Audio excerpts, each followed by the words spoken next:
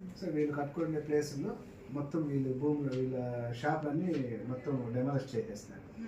వీళ్ళకి ఆ డెమాలిష్కి సంబంధించి ఎలాంటి నోటీస్ ఇవ్వలేదు, కనీసం ₹1 కూడా వీళ్ళు కాంపన్సేషన్ ఇవ్వలేదు. అది మీరు ఏసీ దేవస్థానం ఏసీ కింద వస్తుంది కదా ఎండోమెంట్ కింద. మరి ఎండోమెంట్ వాళ్ళని ఏవో గారిని మాట్లాడారు, ఏసీ కమిషనర్ ఉంటారు కదా, అసిస్టెంట్ కమిషనర్ ఎండోమెంట్స్ ఉంటారు కదా, వాళ్ళ దృష్టికి తీసుకోలేదా? అంటే వాస్తవంగా గవర్నమెంట్ ఎండోమెంట్ అంటే ఎండోమెంట్ వాళ్ళు ఈ ప్రభుత్వ భూమి ఇది, ముందు ప్రభుత్వ భూమి, వీళ్ళు ఉండేది ప్రభుత్వ భూమి. అది మాకు గవర్నమెంట్ ఎండోమెంట్ వాళ్ళు గవర్నమెంట్కి మాకు భూమి కావాలి మీ డెవలప్మెంట్ పర్పస్ అని చెప్పేసి అడిగారు. అడిగిన తర్వాత గవర్నమెంట్ తహసీల్దార్ గారు పోలీసులు అక్కడికి వచ్చి అప్పుడున్నటువంటి వైసీపీ గవర్నమెంట్ యొక్క నాయకుల యొక్క దీంతో అసలు వీళ్ళకి నోటీస్ ఇవ్వకుండా వీళ్ళు డైరెక్ట్గానే వీళ్ళ షాపులన్నీ ధ్వంసం చేశారు. వీళ్ళు అడిగినప్పుడు మాత్రం ఆమని చెప్పేసి మీరు షాపింగ్ కాంప్లెక్స్ కడతారు అక్కడ మీకు ఇస్తామని చెప్పేసి కట్టిన తర్వాత వీళ్ళ ప్లేస్లో కట్టారు. కట్టిన తర్వాత ఏం చేశారంటే టెండర్లు పిలిచారు. వీళ్ళు కట్టేదానికి వీళ్ళకి ఏమన్నా పొల్యూషన్ సర్టిఫికెట్లు కానీ ఏమన్నా ఉన్నాయి అంటే వీళ్ళు పొల్యూషన్ సర్టిఫికెట్లు ఏం లేవు మేడం, వీళ్ళు ట్యాక్స్ కట్టిండేవి ఉన్నాయి. అంటే పంచాయతీకి ట్యాక్స్ కడతారు, అంటే షాపులు కట్టిండే షాపుకి ట్యాక్స్ కడతారు. వీళ్ళకి భూమి పైన లేకపోతే దీనిపైన ఏమన్నా ఉన్నాయా? అంటే వీళ్ళకు కరెంటు ఇంటి పన్నులు అంటే ఇంట్లో వస్తుందమ్మా, అది కాదు కదా. మీకు భూమికి సంబంధించి ఏమైనా అంటే వీళ్ళకి ఎవరికి పట్టాలు ఇచ్చిండే మేడం, పట్టాలు అంటే ఇండ్లకి ఏం పట్టాలు ఇచ్చిందా, ఇండ్లకి పట్టాలు ఇచ్చిండే షాపులు కట్టుకునే వాటికి అంటే ఇండ్లు షాపులు కలిపే కట్టుకుంటారు. సరే ఇవ్వండి. అంటే గతంలో ఆర్డీఓ గారికి ఇచ్చాను, సారు అయితే వాళ్ళకి ఫోన్ చేసి అడిగినారు వీళ్ళకి ఏమైనా నోటీసులు ఇచ్చారా అనేసి. ఇక్కడ చూడండి ఆ రోజు జరిగినటువంటి పరిస్థితి అప్పుడు పేపర్లో కూడా వచ్చింది.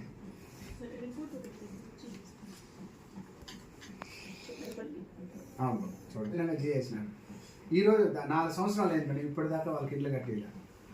మన కలెక్టర్ గారు అడిగితే కలెక్టర్ గారికి ఏమో రిపోర్టు మేము ఇల్లు స్థలాలు చూపించినాము, వాళ్ళకి షాపింగ్ కాంప్లెక్స్ కట్టి దాంట్లో మేము వాళ్ళకి షాపులు కేటాయించినాము అని చెప్పేసి రిపోర్ట్ పంపించారు. అదే మేము గ్రీవెన్స్లో అర్జీ పెట్టుంటే దానికి రిప్లైగా వాళ్ళే 2020 సంవత్సరంలో అప్పటి వైసీపీ ప్రభుత్వము బోయపేట దేవస్థానం దగ్గర వచ్చే భక్తులకి వంట పాత్రలు, అదేవిధంగా కిరాణా సామాన్లు, వివిధ రకాల సేవలు అందిస్తూ సుమారు 120 కుటుంబాలు అక్కడ గత 30 సంవత్సరాలుగా అక్కడే నివాసాలు ఏర్పాటు చేసుకొని షాపులు కట్టుకొని పక్కా భవనాలు ఏర్పాటు చేసుకొని అక్కడ నివాసం ఉంటున్నారు. 120 కుటుంబాల్లో సుమారు 500 మంది కుటుంబ సభ్యులు వీళ్ళ మీద ఆధారపడి జీవనం చేస్తున్నారు. అలాంటి వాళ్ళని దేవస్థానం అభివృద్ధి పేరుతో 2019లో ఒకసారి, 2022లో ఒకసారి గత ప్రభుత్వము అధికారంలోకి వచ్చిన తర్వాత వీళ్ళని మీకు వేరే చోట్ల పక్కా ఇల్లు కట్టిస్తామని చెప్పేసి మేము దేవస్థానం వాళ్ళే షాపింగ్ కాంప్లెక్స్ కడతామని చెప్పేసి అక్కడ మీకు షాపులు ఏర్పాటు చేస్తామని చెప్పేసి అక్కడ భూములు ఉన్న వాళ్ళకి భూములు తీసుకొని మీకు వేరే చోట భూములు ఇస్తాము, దీనికి పరిహారం చెల్లిస్తామని చెప్పేసి వీళ్ళని నమ్మబలికి వీళ్ళు ఒప్పుకోలేనందు కారణంగా అప్పుడున్నటువంటి వైసీపీ ప్రభుత్వము అధికారులందరితో 4 జేసీబీలు తీసుకొచ్చి పట్టపగలే వీళ్ళని అందరినీ లాగి పక్కన పడేసి దౌర్జన్యంగా వీళ్ళు ఇండ్లు కూల్చేసినటువంటి సందర్భము జరిగింది. అప్పుడు ప్రభుత్వానికి అక్కడ ఉన్నటువంటి నాయకులకి భయపడి వీళ్ళు కనీసం అధికారులకు కూడా చెప్పుకోలేనటువంటి పరిస్థితి. ఎందుకంటే అధికారులే అక్కడ వచ్చి దౌర్జన్యంగా వీళ్ళు ఇండ్లు కూల్చేసిన తర్వాత వీళ్ళకి ఎవరికి చెప్పుకోవాలి, పైగా వీళ్ళు ఎవరికన్నా కంప్లైంట్ చేస్తే మేము అంత చూస్తామని చెప్పేసి అప్పుడున్నటువంటి వైసీపీ నాయకులు బెదిరించడంతో వీళ్ళు 4 సంవత్సరాలు గమ్మనున్నారు. ఈరోజు వీళ్ళు మాకు న్యాయం చేయాలని చెప్పేసి అధికారుల చుట్టూ తిరగడం జరిగింది. అందులో భాగంగానే ఈరోజు ఇక్కడ పలమనేరు ఆర్డీఓ గారిని కలవడానికి ఇక్కడికి రావడం జరిగింది. వీళ్ళ యొక్క సమస్యల్ని ఆంధ్రప్రదేశ్ వ్యవసాయ కార్మిక సంఘం విని ఆర్డీఓ గారిని కలవడానికి మేము కూడా రావడం జరిగింది. కాబట్టి ఆర్డీఓ గారిని కలిసి వినతిపత్రం ఇచ్చి వీళ్ళకి న్యాయం చేయాలని చెప్పేసి అడగడం జరిగింది. ఆర్డీఓ గారు కూడా మేము సంబంధిత తహసీల్దార్తో మాట్లాడి మేము సమాచారం తెప్పించుకొని మీకు పై కలెక్టర్ గారి దృష్టికి తీసుకెళ్తామని చెప్పడం జరిగింది. కానీ దీనికి సంబంధించి ఇప్పటి వరకు గత 4 సంవత్సరాలుగా అధికారులు రకరకాల పద్ధతుల్లో ఈ బాధితుల్ని విస్మరిస్తున్నారు, వీళ్ళకి అన్యాయం చేస్తూ ఉన్నారు. దీనికి మేము వ్యవసాయ కార్మిక సంఘంగా ఈ ప్రభుత్వాన్ని, ఇప్పుడున్నటువంటి ప్రభుత్వాన్ని మేము కోరుతా ఉన్నాము. మీరైనా ఈ బాధితుల యొక్క సమస్యలు పట్టించుకొని వీళ్ళకి న్యాయం చేయండి. సుమారు 125 కుటుంబాలు, చిన్న చితిక వాళ్ళు, అదే అట్టడుగు వర్గాల వాళ్ళకి సంబంధించిన వాళ్ళు దేవస్థానం నమ్ముకొని అక్కడ భూములు కోల్పోయి అక్కడే జీవనం దేవస్థానం మీద ఆధారపడి జీవనం చేస్తూ ఉన్నారు. వచ్చే భక్తులకు సేవ చేసుకుని వాళ్ళు ఇచ్చే ₹2-2 ఈ కుటుంబాన్ని పోషిస్తూ ఉన్నటువంటి ఈ 125 కుటుంబాలు ఈరోజు వీధిని పడేశారు. అక్కడ షాపింగ్ కాంప్లెక్స్ కట్టి కాంట్రాక్టర్లకు ఇచ్చి వాళ్ళ ద్వారా లక్షలాది రూపాయలు దేవస్థానం డబ్బులు తీసుకుంటా ఉంది. కానీ వీళ్ళకి ఎవరికి న్యాయం చేసినటువంటి పరిస్థితి లేదు.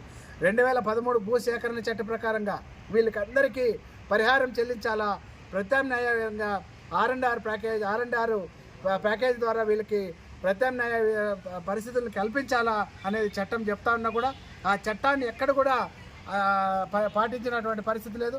పూర్తిగా ఆ చట్టాన్ని రెవెన్యూ యంత్రాంగము, దేవస్థానం అధికారులు, అదేవిధంగా పోలీసులు కూడా పూర్తిగా 2013 భూ సేకరణ చట్టాన్ని పూర్తిగా విస్మరించారు. కాబట్టి ఇప్పటికైనా అధికారులు దీనిపైన స్పందించి 2013 భూ సేకరణ చట్టాన్ని బోయకొండ బాధితులకి అమలు చేయాలా. అక్కడ షాపులు కోల్పోయినటువంటి వాళ్ళకి షాపులు ప్రభుత్వం కట్టించినటువంటి దేవస్థానం వాళ్ళు కట్టించినటువంటి షాపింగ్ కాంప్లెక్స్లో వీళ్ళకి నామినల్ ఫీజులతో ఆ షాపింగ్ కాంప్లెక్స్ కేటాయించాలా. అంతేకాకుండా ఇండ్లు కోల్పోయిన వాళ్ళకందరికీ ప్రభుత్వమే ఉచితంగా ఇండ్లు కట్టించాలా. సుమారు పక్కా భవనాలు 20 లక్షలు 30 లక్షలు ఖర్చు పెట్టి చిన్న కూలి చేసుకునే వాళ్ళు కట్టుకుంటే అట్లాంటి ఇండ్లని పూర్తిగా దేవస్థానం అభివృద్ధి పేరుతో కూల్చివేసినటువంటి దుర్మార్గమైనటువంటి సంఘటన బోయకొండ దేవస్థానం పరిధిలో జరిగింది. దీన్ని మేము వ్యవసాయ కార్మిక సంఘంగా తీవ్రంగా ఖండిస్తూ ఉన్నాము. ఈ ఎవరైతే ఇండ్లు కోల్పోయారో వాళ్ళకందరికీ నష్టపరిహారం చెల్లించాలా. ఆల్టర్నేటివ్గా వాళ్ళకి ప్రభుత్వమే ఉచితంగా ఇండ్లు నిర్మించి ఇవ్వాలని చెప్పేసి మేము డిమాండ్ చేస్తూ ఉన్నాం. మేము బోయకొండలో గత 30 సంవత్సరాల నుంచి అక్కడే అంగిళ్ళు పెట్టుకొని వ్యాపారం చేసుకొని బతుకుంటున్నాము. 2019లో మాకు ఎటువంటి మండలం దేగోపల్లి పంచాయతీ బోయకొండ గంగాపురంలో నివాసం గత 30 సంవత్సరాలుగా నివాసం ఉంటూ అక్కడ ఉన్నటువంటి ఇళ్లలో మేము కట్టుకున్నటువంటి ఇళ్లలో ఉంటూ బోయకొండకు వచ్చిన యాత్రికులు వాళ్ళు ఇచ్చినటువంటి పారితోషికంతో మా కుటుంబాలను సాగుకుంటూ జీవనం గడుపుతూ ఉంటుంది. 30 ఏళ్ళ నుండి చేసుకుంటున్నాం సార్. మా భూమి లాక్కున్నారు సార్. చూడపల్లి మండలం. ఎన్ని ఎకరాలు, ఎంత? 2.5 ఎకరాలు సార్. బోర్లు వేసుకున్నాం, మేమే టెంకాయ చెట్లు లాక్కున్నాము, మొత్తం లాక్కున్నారు సార్. ఓజీపీ ప్రభుత్వం ₹1 సార్.